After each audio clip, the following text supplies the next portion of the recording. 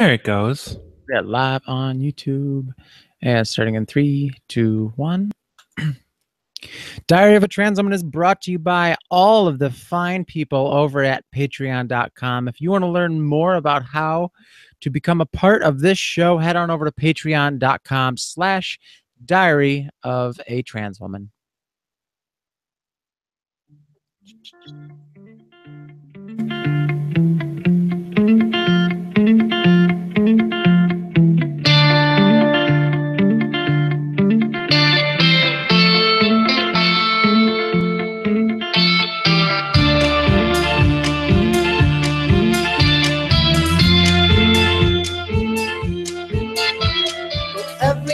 Hello, beautiful people. It is Thursday night, and you know what that means. It is another episode of Diary of a Trans Woman. Thank you so much for joining us. It is episode 78, and it is a lovely August 24th. Joined with me is my BFF and CHI, EJ. How you doing? Hey, Abby, I'm all right. Good. So, yeah, it's been a week. Oh, it's been literally dozens of hours. Dozens of hours. 14 dozen to be exact. Oh, yeah, math. Yeah, math. Math is the thing. Anything Yeah, going you didn't know it was going to be this kind of podcast, bitches. It's going to be multiplication. You know, you just No, got I'm to get not. your Amazon. You know, there's not a lot of absolute truth in this world other than mathematics. There's some other absolute truths out there. I think an argument could be made that there's more truth in the world than just math. No, I think it's mostly math. The rest of it's what's useful, but math is the only thing we know for certain to be true. Okay. So You gotta think about it, man. It's real. All right. How much do we really know? Man. I'm saying. All right. Well, Chicago weed is good. We know that. What's been going on in your world? Oh, I've been slammed all week, baby. Let's see. I mean, on Saturday we were on a different podcast. Oh, that's right. We were. Yeah. Shinomads.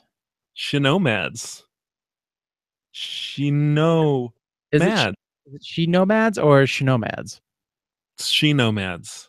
Okay, good. We can agree on that. I was goofing on you. Okay, I know because we had this discussion last week about Lamar. Lamar. Oh, Lamar. The Mur.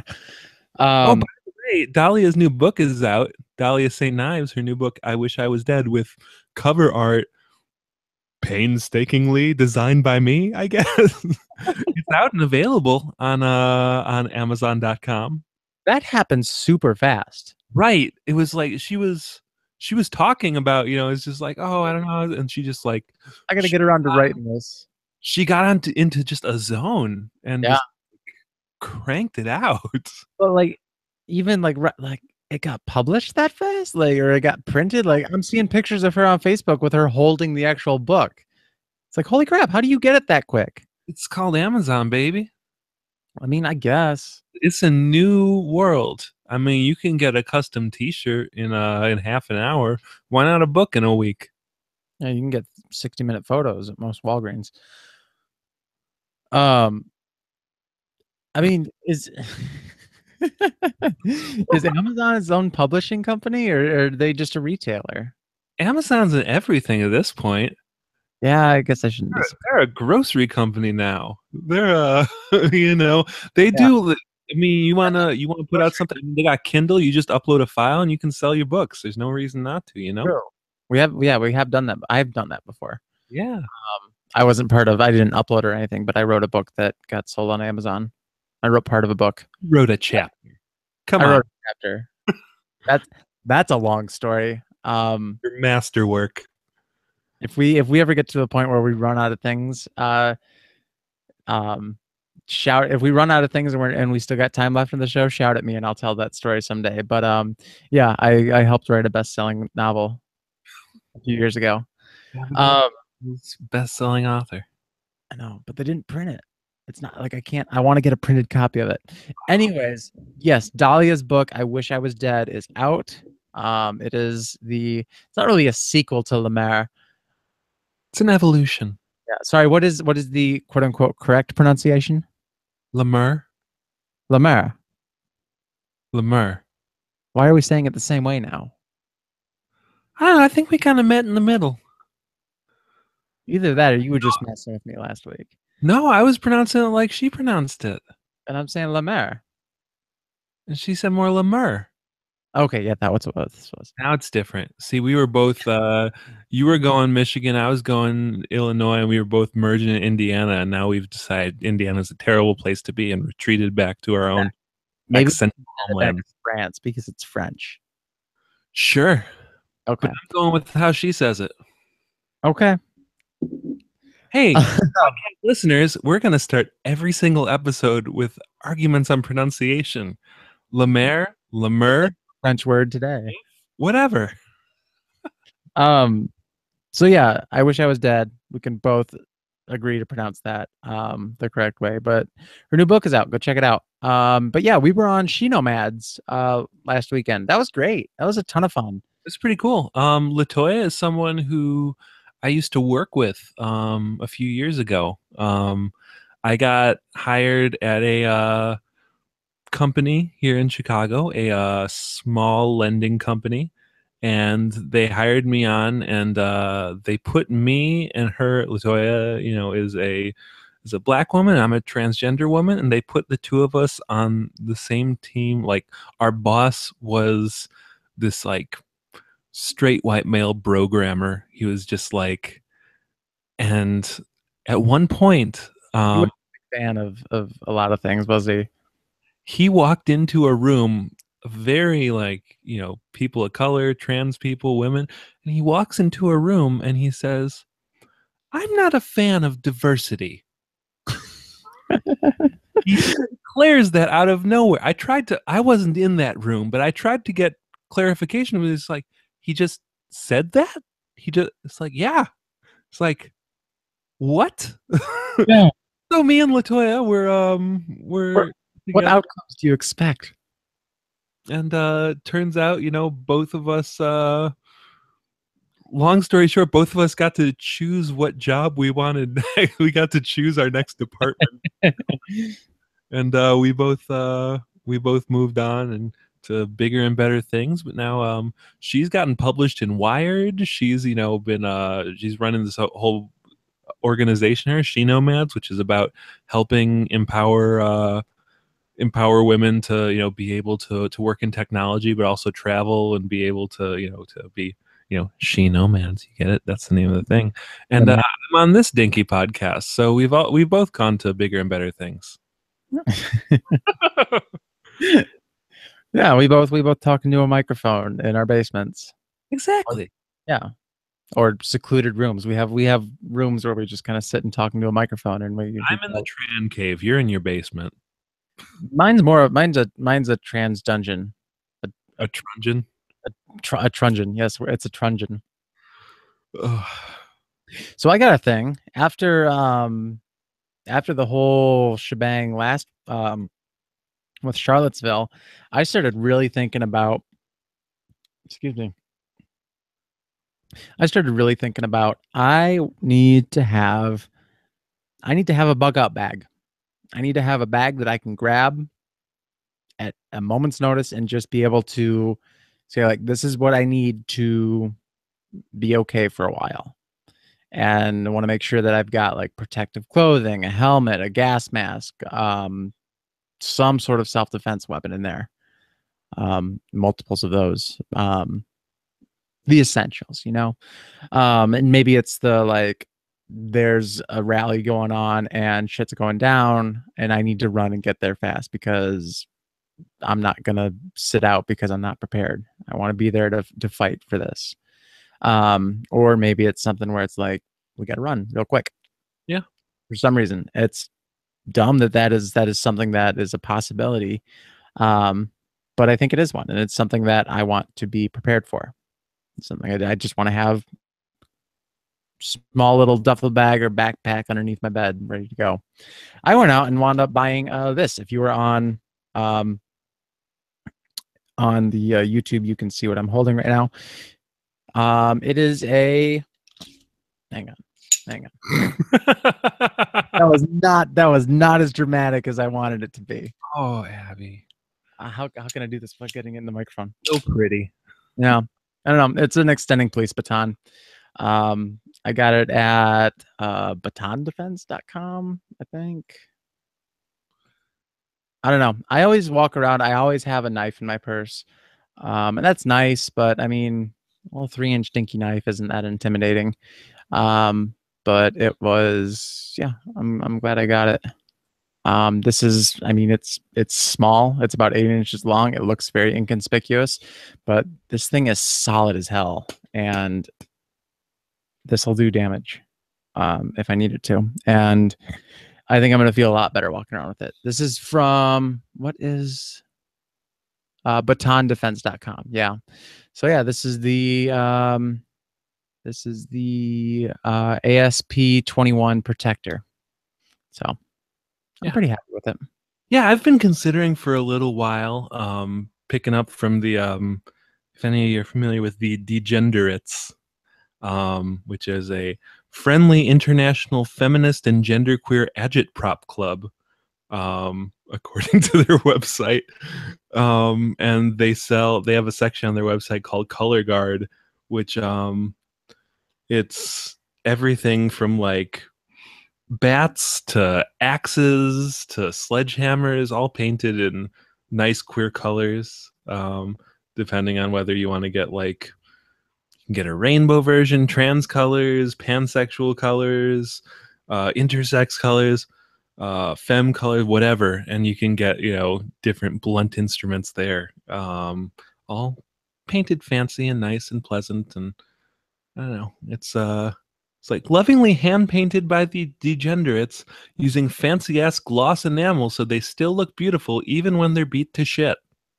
So I'm and they even have a discount. They yeah, I just went to their site, and the first thing that pops up when you hit click on order is like the income category adaptive pricing schedule. Yeah. So this is, holy cow, this is something that I've never seen before and makes me very happy. You have 5 different check boxes. I am a man, I am a woman, and calculated as 79 cents to the dollar. So is everything 79% of what the original cost is? Sounds like it, yeah. I'd like your non-binary gender discount. I'd like your person of color discount. I am a full patch member of the Degenerates or have a special discount code. That's awesome. Yeah. Yeah. So yeah, we're not non-binary, so a woman. Where do I just hit enter? The website needs a little bit of work. A little bit. Just a little bit. But these patches look awesome. Yeah. They're real cool. They have merit patches, pronoun patches, shoulder patches, back panels. Oh, this is great. I like that. Have you looked at the merit badges? I like those. I'm looking at it. Yeah. Yeah, this is great. We could be trans scouts. Exactly. They have girl power tools merit badge. They have involuntarily outed purple heart. Hair everywhere. Pussy whipped and proud. This is great. How do they? Old wise lesbian. Sexual assault purple heart. There's a shush to mansplaining merit badge. Getting a cat collar. A merit badge for being trans and denied housing, love, work, or a merit badge for being trans and employed. Wow. Queer at work. This is great podcasting. This is great for an audio. Oh, it's wonderful. Yeah, definitely. I'm going to be hanging out on this site afterwards. run-on patches, shoulder stickers. Yeah, I'm gonna go ahead and get this because I'm working on my Jacket, yeah. working on my denim jacket. I've got a few patches on there. Yeah, But, jacket. did you say they have? Is it Color Guard? The Color Guard is all the instruments of violence. okay. Oh, Yeah, stickers, Color Guard. All right. Yeah, I would. Yeah, I like this. I like this a lot. Oh, see, it's all fancy. But I don't know. I mean, yeah, I was thinking about that in terms of instruments. I don't know. I mean, it's probably having the collapsible police baton is probably something that's a little more Mm-hmm. efficient, or whatever. I don't know. I've been looking at queer friendly gun clubs. I was like, well, maybe I should just know how to shoot a gun. That's what I've been talking about. I've Yeah. got a friend who's got her concealed carry and is talking about getting me out to get that. That's something I've been thinking about getting ever since I came out of the closet. Yeah. I mean I don't know if you ever heard of the Pink Pistols. No, They're a queer friendly gun club, I guess. Their tagline is pick on someone your own caliber, and they have like this giant like map of queer friendly firearm trainers, just around the United States. oh, nice. Yeah, it's great. So what are they? Got one right in the middle of two of them right in the middle of Ann Arbor there. Oh, you got Huntsville, Valley of the Sun, Oakland, California, Long Beach, California, San Diego, Sacramento. Holy cow, there's a ton of them. Right. Toledo. There's understandably, I guess, the Chicago chapter is out of touch. So yeah, they have a Detroit one that's new. nice. Yeah. So yeah, I mean, it was something I was looking up, and I don't know, I'm going back and forth, and it costs some dollars. I haven't convinced myself to do it yet, but I mean, other than like normal like gun range costs, like what are the costs? What do they do? they train you. It's okay. The ones I was looking at are just actual like independent trainers who are just like queer friendly, like verified queer friendly.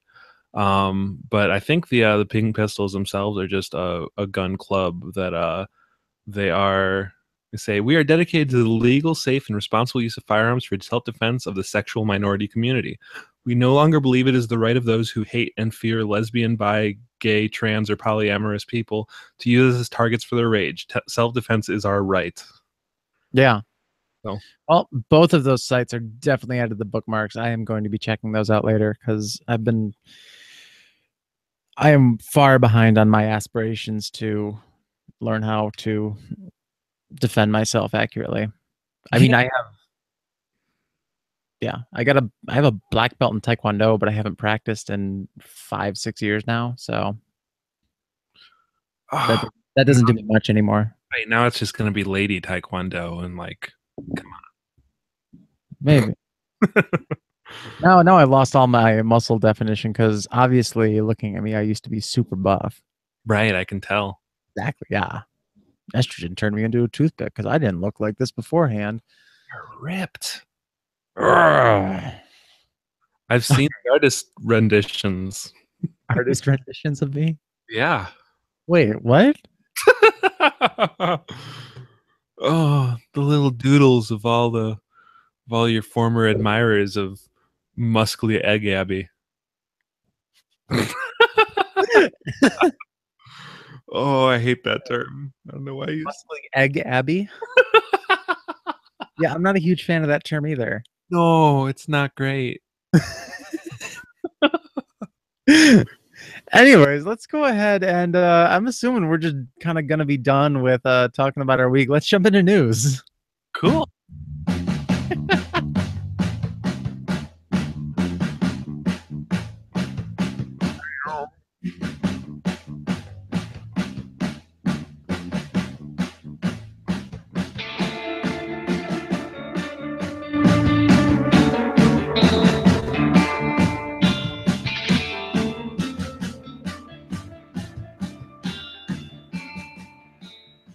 All right. What do we got going on? This is gonna be. Okay, we got 4 stories. One of which let's talk about. Transgender YouTubers have their videos grabbed to train facial recognition software. This is from The Verge. So basically, about 5 or 6 years ago, a team. I'll just read the first paragraph. About 5 or 6 years ago, one of Carl Rickenek's students showed him a video on YouTube. It was a time lapse of a person undergoing hormone replacement therapy, or HRT, in order to transition genders. At the time, we were working on facial recognition. Racenex said, a professor of computer science at the University of North Carolina at Wilmington.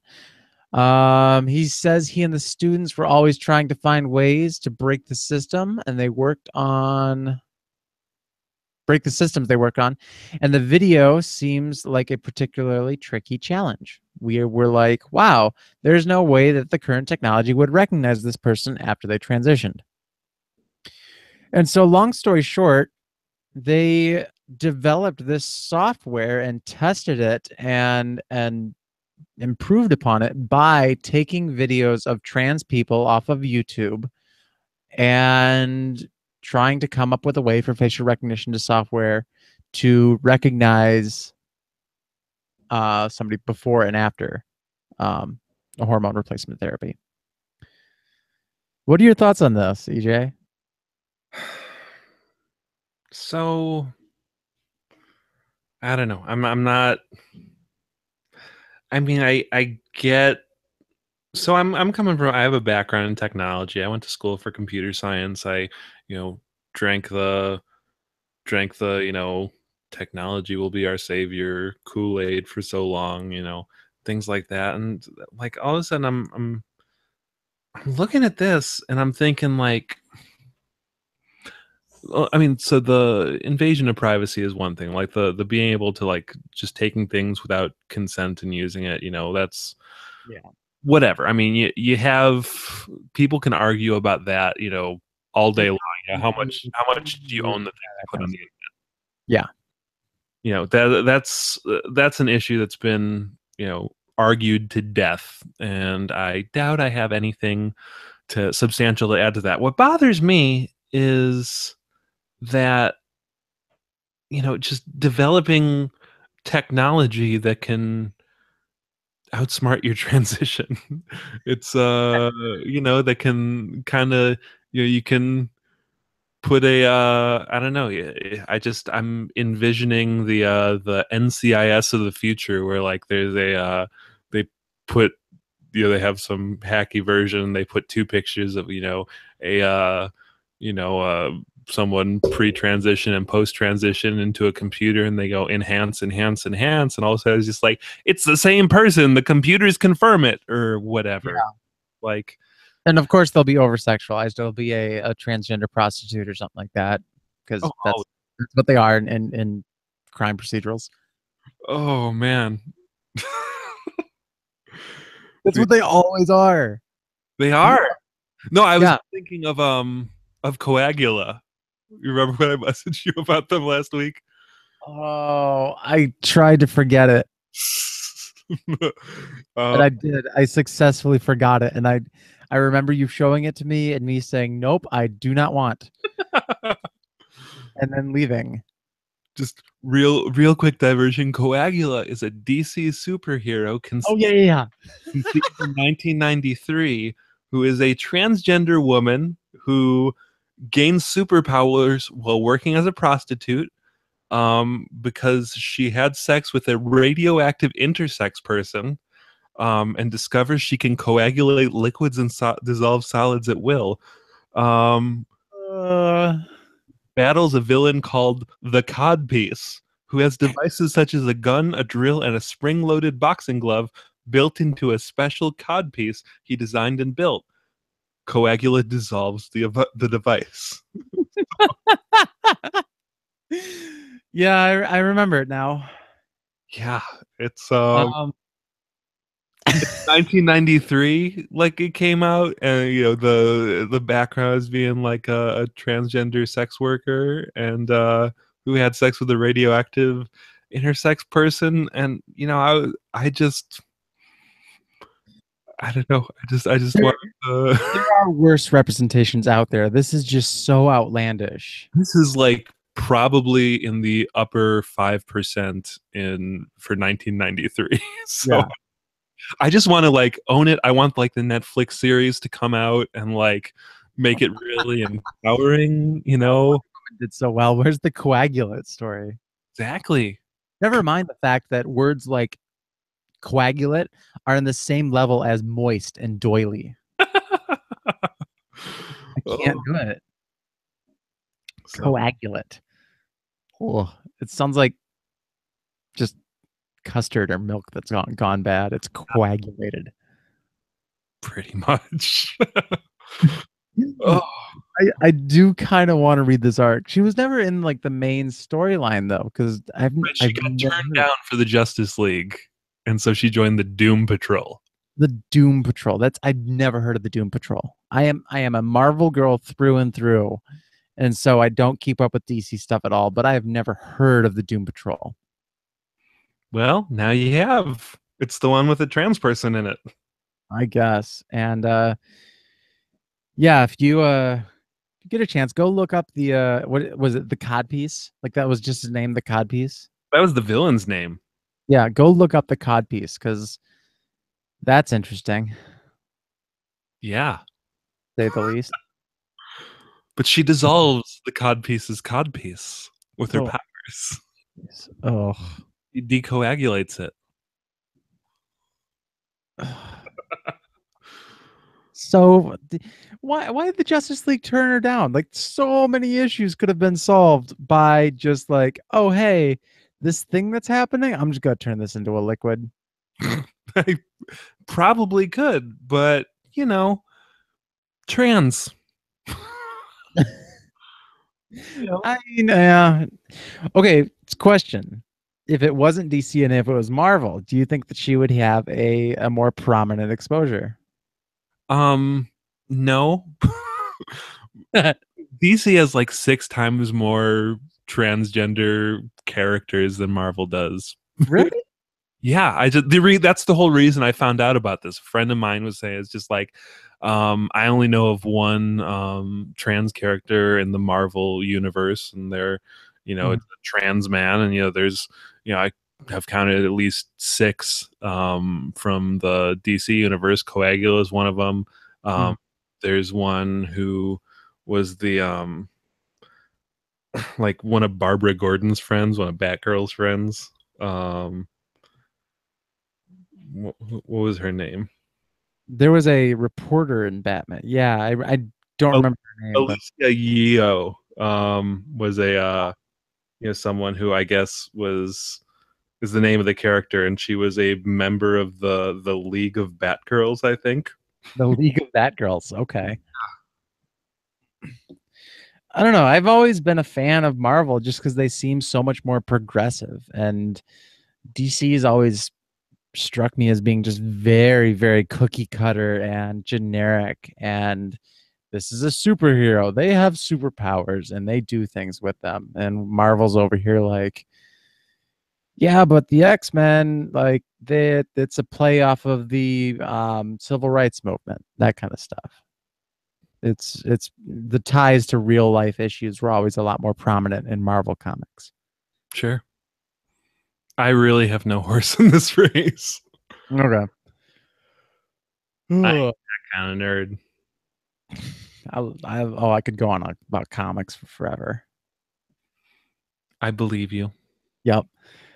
All right, let's go ahead and move on. I'm going to go ahead and read just 3 articles back to back to back, and then we can kind of discuss an overarching theme that joins the two.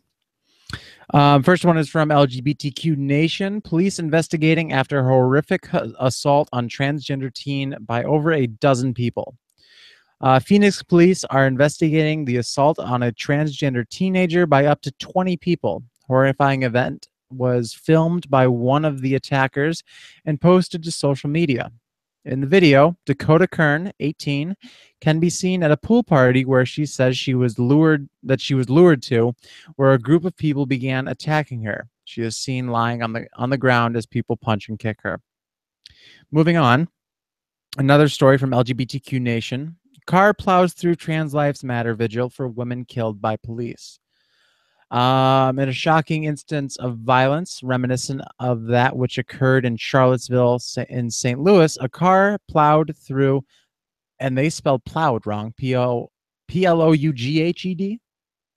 plowed through a crowd gathered for a vigil Wednesday for a transgender woman shot and killed by the police. Mourners were remembering the life of Kiwi Herring, who was 30 and killed by police earlier this week. Moving on. Man sentenced to 30 years in killing of transgender woman in Maryland. District man charged in the killing of transgender woman in Montgomery County last April was sentenced to 30 years late in state prison last Friday. So it escapes me why that last article is linked, but I'm sure it'll come back to me. These first two articles, though, there's more to the story that doesn't get told. And it sucks that I don't like it has to be talked about. The police investigating after a horrific assault on a transgender teen by over a dozen people.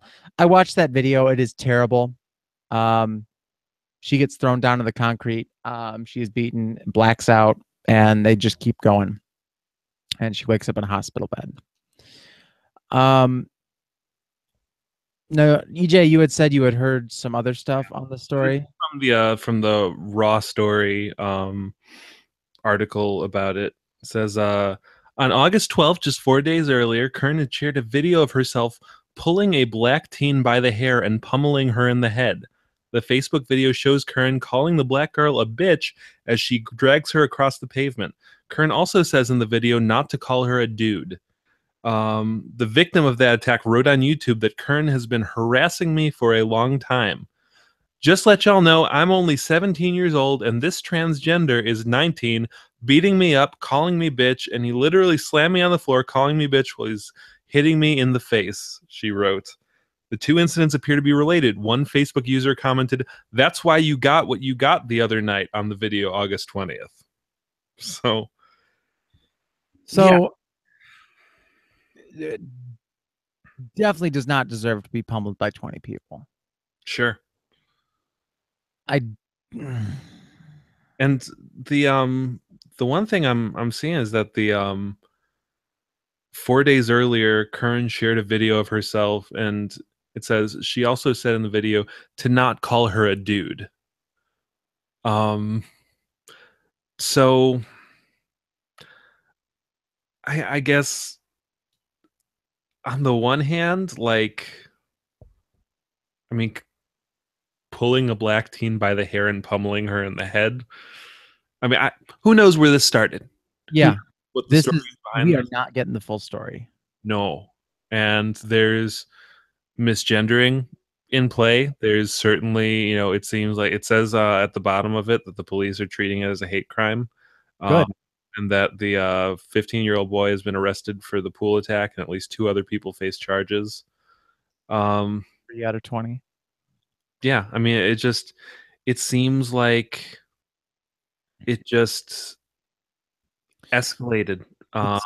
Snowballed like crazy, but and at some level,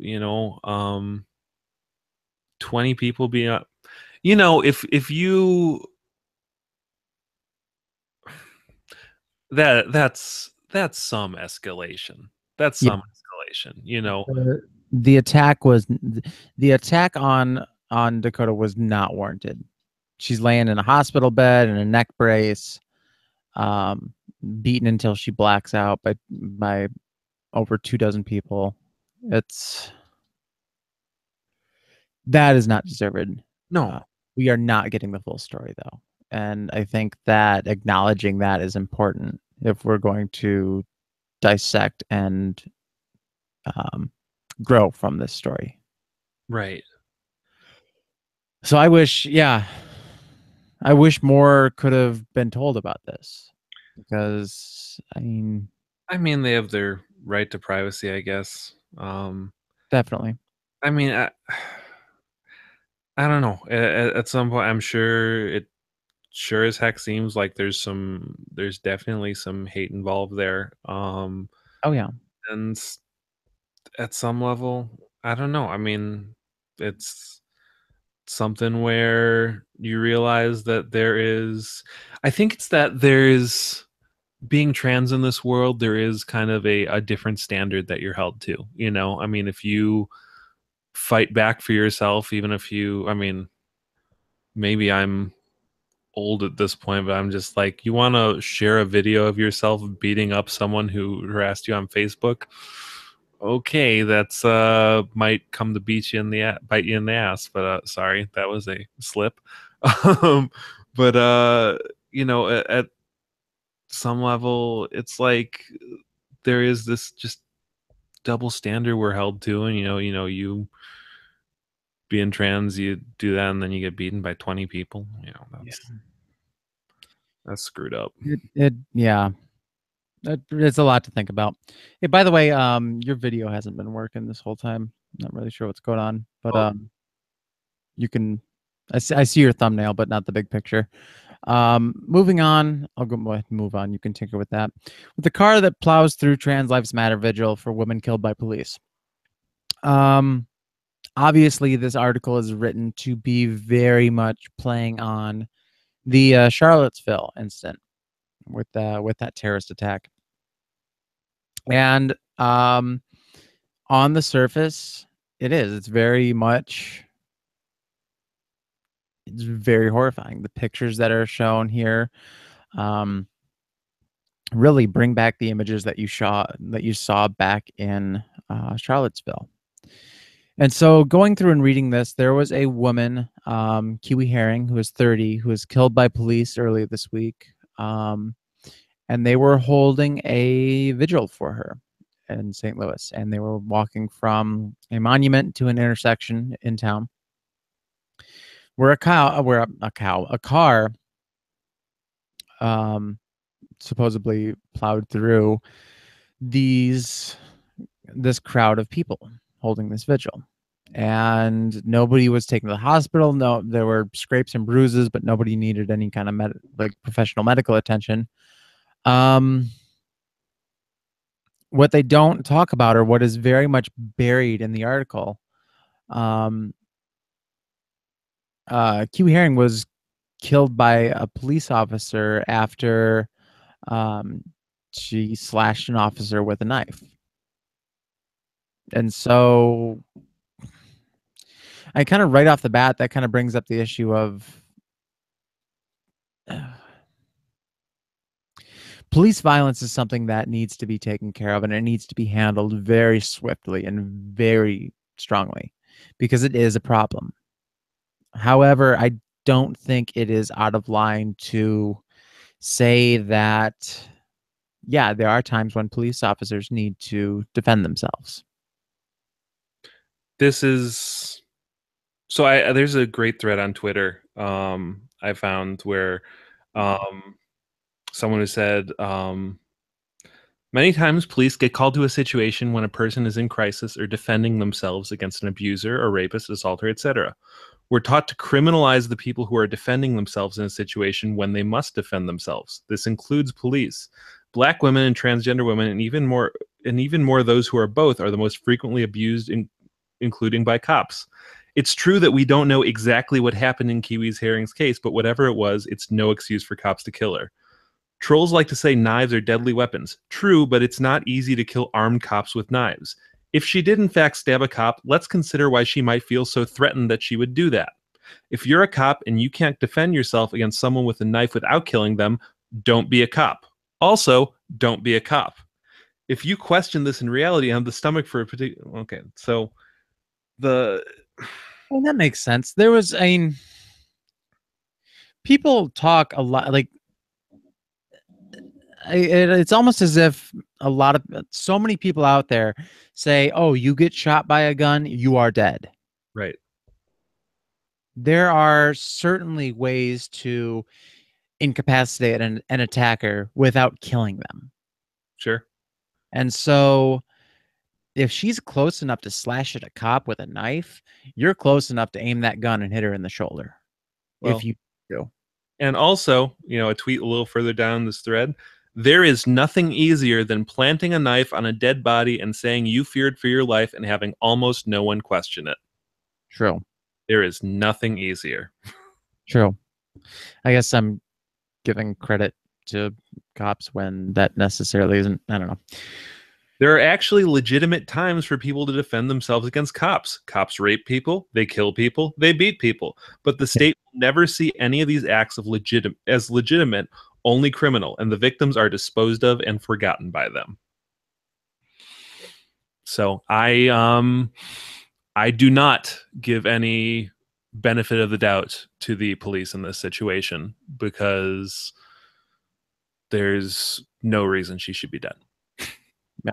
There's a track record of shitty things being done by the police. Yeah, a little bit. A little bit. I don't know. This is just, there's so little. I just like the last story, I need more information. I give trans women and people of color, and especially trans people of color, the benefit of the doubt. Yeah. Yeah. I really do. And there are, I had a friend who said that, she's an activist, and she said she has been threatened by people with knives hundreds of times in her life. And she's never gotten hurt by one of them and never had to kill any of them.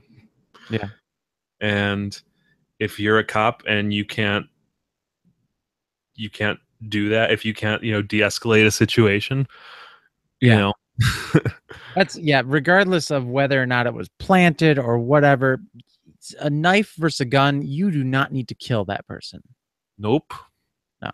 There are certainly ways to handle that situation without ending a life. So moving on to staying with this story. So the article says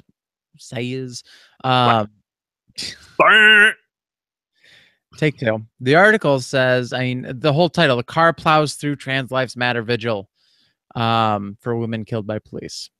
I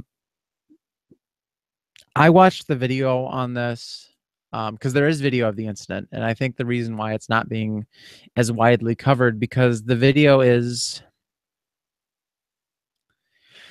what I saw on the video was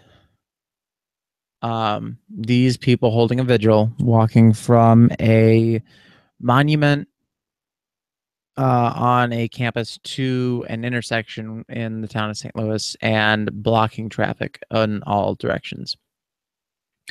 And it was very disorganized. It was very much people just milling around, and a car drives up, does it sees a green light, is driving up, sees people are on the road, comes to a very quick stop, not skidding, not endangering anybody's lives, but kind of honks on his horn like, hey, what are you doing?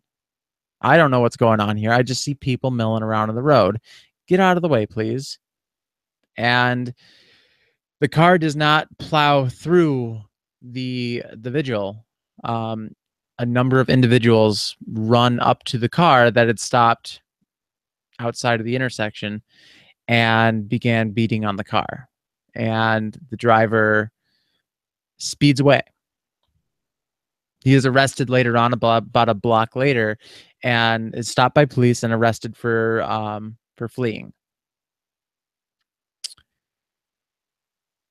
And so that just makes me kind of think,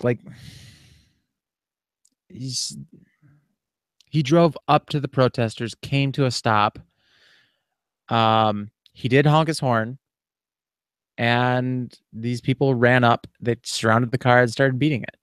Mm-hmm. If I was in that situation and I had people that I didn't know what was going on, I just had people randomly milling around on the road, coming up to my car and starting to beat it, hitting it with their fists, and supposedly somebody had a flagpole and was hitting the car with that, I'd freak out and probably try to drive away as well. Yeah. So this guy, it doesn't seem like, um, doesn't particularly seem like he is a. It doesn't seem like the identity. It seems like he was in the wrong place at the wrong time. Yeah. And he might be an asshole, but he doesn't seem to be a. I don't know. He doesn't. It doesn't seem like the identity of trans people have anything to do with it. This is Yeah, no. this was not a transphobic act. This was just a it was bad protesting, and it was just a bad situation. Right. I think that if you are going to stop traffic in order to make a political statement, Mm-hmm. I yeah, if somebody has a megaphone, that's great, but I mean, you just can't be milling around and expecting people to get what you're trying to do. Yeah. I mean, what are your thoughts? I mean, that's been something I've seen kind of debated quite frequently. Is I mean, what is your thoughts on the effectiveness of stopping traffic in order to make a political statement? I think it is appropriate.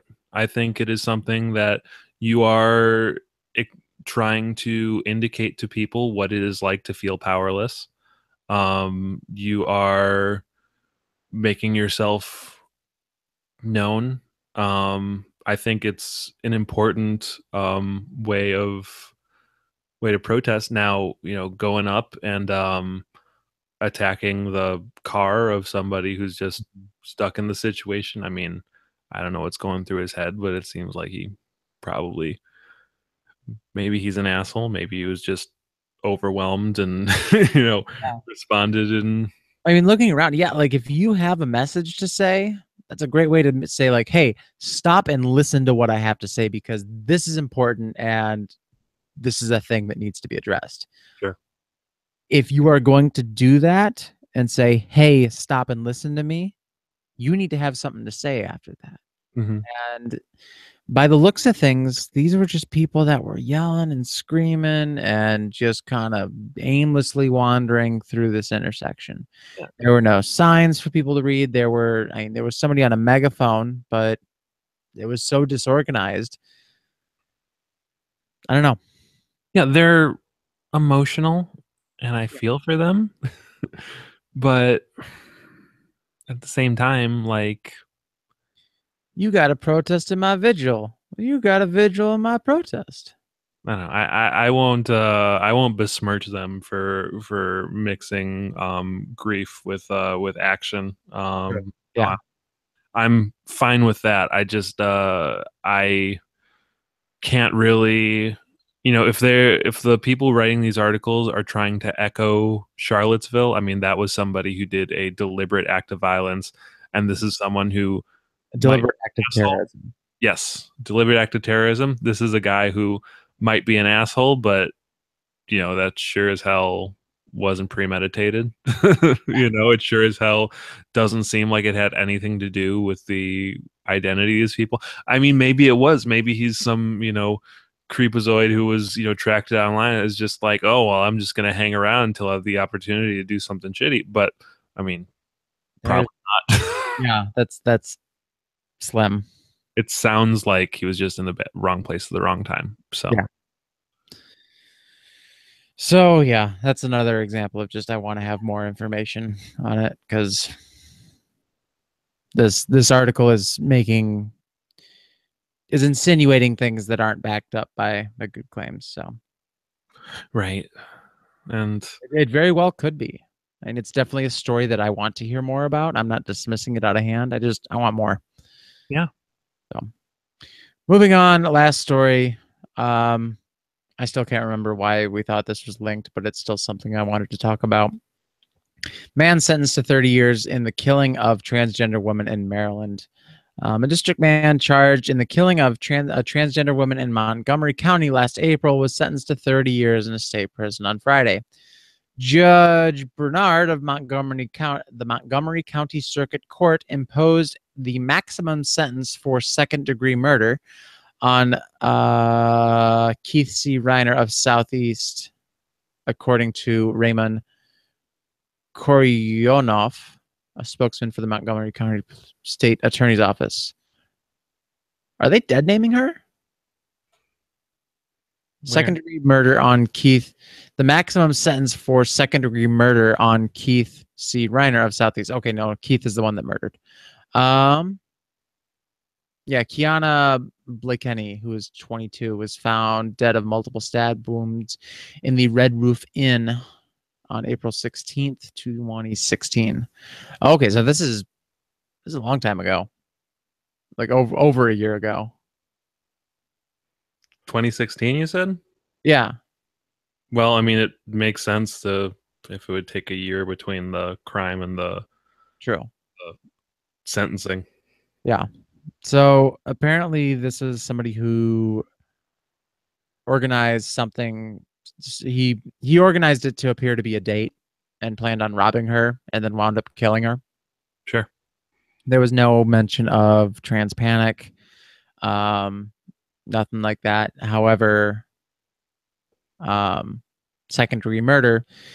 So we just looked this up before show. The main difference between second and first-degree murder is premeditation. Sure. Yeah. And so apparently this was something that wasn't premeditated. And so if you're going in planning to rob somebody and you say, "Oh crap, I killed them," and that sounds like trans panic. Yeah, might. And it's legal in Maryland. And so it's another example, I think, of somebody who is getting a very light sentence for murder. I mean, 30 years, he says, the maximum under second degree. Under second degree, though. How is that a case? I mean, I think it seems like first degree is like when someone says willful and premeditated with malice aforethought. So, it's something that is intentional and planned, and that's like where if you're like, okay, I am going to kill this person, I am going to, and so if he ahead of time planned to murder and it turned into trans panic, I mean, yeah, it seems like the definition of second degree.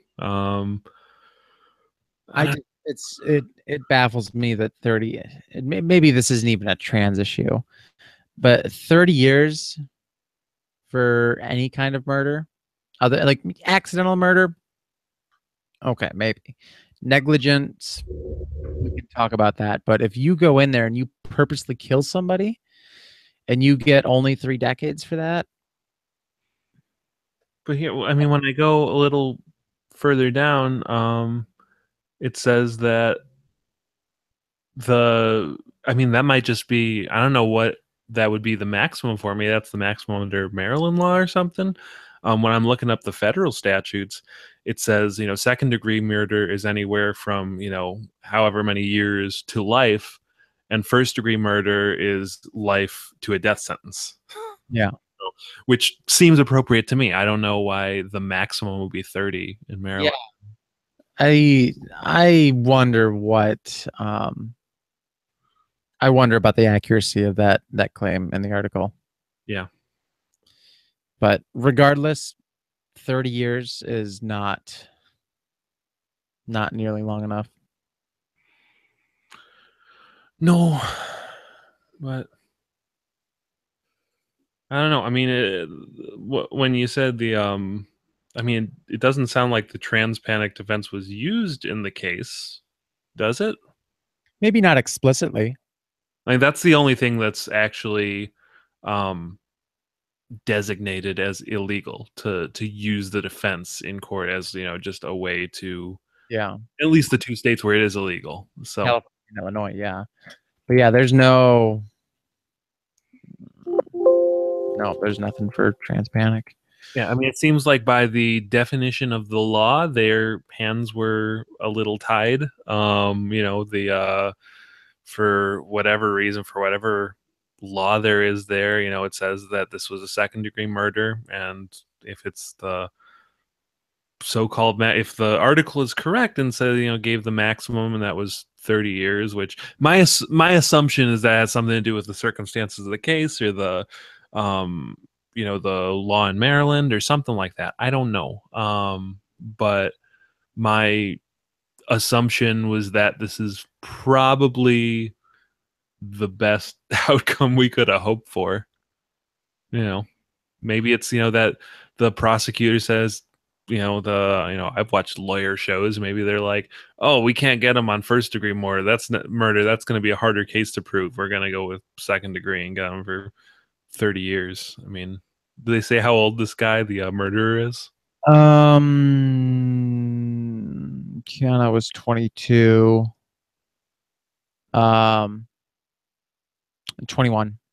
Okay, well, Yeah. he'll be in his Oh, 50s when he gets out, and world will be over by then. 5 days before it happened, police records in the district and Maryland.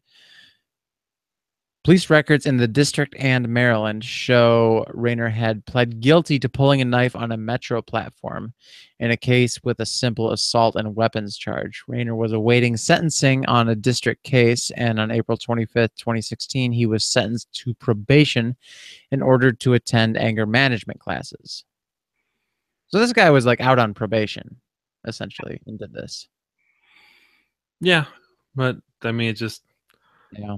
sounds like you as a murdering asshole. Yeah. Going to jail now. Yup. Well, I don't think people should murder. No. How do you change that? What do you? Verdict is out, but trans people, no. Yeah. And what do you do to change that? What is going to happen? Every year since 2010, we have set a new record for the number of trans people murdered. What is going to happen to make that trend stop? Well, I'm curious. When I hear those numbers, I'm curious, is the murder rate actually going up, or are we just getting gendered correctly for the first time? That definitely is that is something that could be happening. I don't know. But it's going to be an arduous, difficult process. Yeah. I mean, it's like however many dozens of people get murdered for being trans every year, and it's going to be a cultural shift. It's going to be, it has to be like a billion little things. We have to stop, treating us as other in popular culture. We need to stop, being punchlines. We need to stop being treated as disgusting or as tricking people or things like that. We need to destigmatize. We need to call out the when things are offensive, when things are, dehumanizing to us. We need cis people to speak up on our behalf and be better allies. There was a thread I read today on Twitter that gave an example about, to explain why allyship is so important, and why saying not all men, not all white people, not all cis people, etc., is so useless. And the quick version is, they gave an example. It's like, what if you had a room, 13 kids, 10 of them wear white t-shirts, and 3 of them wear brown t-shirts, and every day the kids in white t-shirts get to go to lunch first, and then the kids in brown t-shirts go after that, and 6 of the kids in white t-shirts beat up the 3 kids in brown t-shirts and take their money, their lunch money. And there are 4 white kids who, instead, the 4 like white t-shirt kids at the end, who say, oh, well, it's not our fault. We didn't do anything. Not all, people who wear white t-shirts are like that.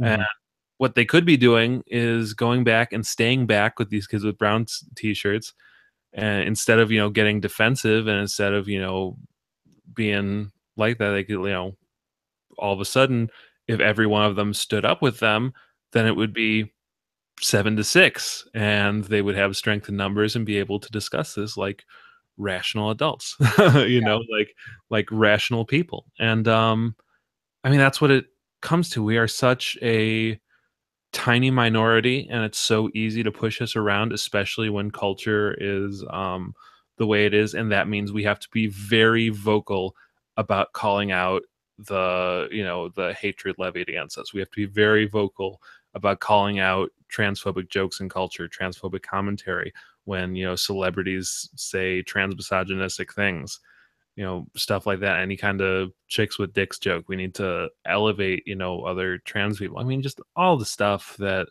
is about trying to lift up a marginalized community, but we have to remove any I don't know, and the kinds of things that make us seem like freak shows in the eyes of John Q. Public, and end up getting trans people, especially trans women of color, murdered, murdered, and Yeah. it's gonna take a lot of work from a lot of people, Yeah, definitely. and it's gonna be uncomfortable. It's gonna mean when, and I mean, if you're cis, it's gonna mean calling out people for uncomfortable jokes. It's gonna be when you're sitting at Thanksgiving, and you have a relative who starts talking about them transgenders. um it's up to you to make that change happen at the lowest level. I mean, Yeah. uh we transes are we're living it every day of our life, but everybody else, you gotta stick up for us, or else we all have collectively a little bit of blood on our hands. Yep. And I think on that note, I think that's going to be about as happy as we get with the show. Yay. If you have any questions, comments, concerns, head on over, shoot us an email. Excuse me, diary of a trans woman at gmail.com. I am at Abby Geek on Twitter. You can find the show at Trans Diary Show. Find me at GMX500. Yes, you could do that. We're also on Facebook, Diary of a Trans Woman. Give us a search, give us a like, that kind of stuff. 5-star reviews on wherever you get this podcast are going to go a long ways towards helping the show. But if you really want to help out the show, go on over to patreon.com/diary of a trans woman. We're doing awesome things over there. Stickers are in the works. We're getting that taken care of. Those will be on the site hopefully within the next month. Hopefully within the next couple weeks, we'll get them out to patron subscribers who have subscribed at that level. Yeah. What? So yeah, help us out over there. Every dollar counts. Yeah, we would love to have you join the Slack channel and have a gay old time over there. So Love you already. yep. Go ahead and check us out. Until next time, though, be sure to take care. Have fun. Take care. Have fun. Gender on. Gender on. The boldly transgend where no transgender has gendered before.